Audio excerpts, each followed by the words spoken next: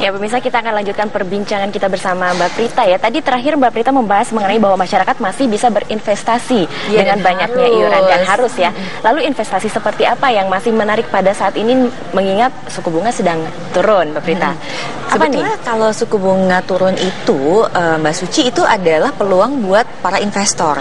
Kenapa? Karena kalau pada saat suku bunga turun itu biasanya menabung dan deposito untuk jangka panjang itu menjadi kurang menarik. Jadi kita akan beralih mencari aset investasi yang lain.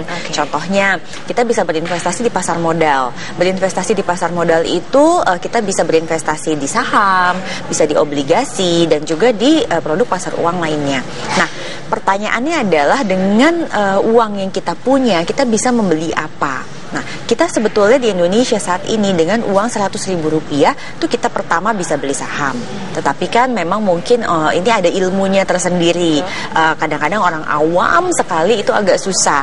Nah, kalau gitu alternatifnya adalah bisa pakai produk reksadana. Dimana kalau pakai produk reksadana itu sudah ada orang yang mengurus untuk kita investasinya.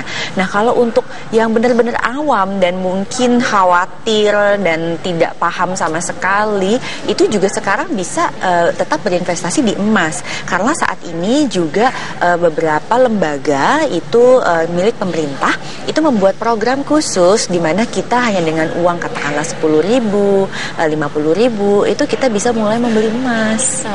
Jadi yang penting habitnya itu ya. Itu alternatif investasi yang dapat dipilih masyarakat ya ketika banyak tuntutan iuran yang harus dipenuhi begitu. Betul. Kalau untuk emas tadi sendiri seperti Mbak Prita bilang itu untuk saat ini memang jadi gini, ya? Kalau misalnya dikatakan bahwa kita akan berharap potensi imbal hasil yang fantastis seperti waktu tahun 2013, sepertinya tidak. Tetapi kita masih bisa mengharapkan kenaikan harga emas lebih tinggi dibandingkan kalau kita taruh uang hanya di tabungan saja. Gitu. Jadi perbandingannya harus dengan seperti itu. Dan sementara untuk deposito sendiri saat ini memang sedang tidak.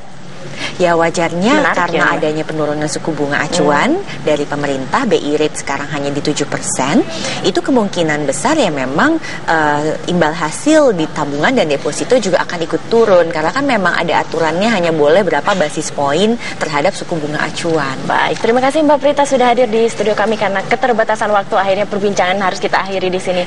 Dan tentunya sangat bermanfaat bagi pemirsa di rumah, terutama untuk mengatur pendapatan bagaimana agar tepat ya Mbak ya, idealnya. Betul. Dan pemirsa, perbincangan saya dengan Mbak Prita sekaligus menutup kabar pasar pada pagi ini. Mewakili kru yang bertugas, saya Suci Mentari pamit undur diri. Terima kasih dan sampai jumpa.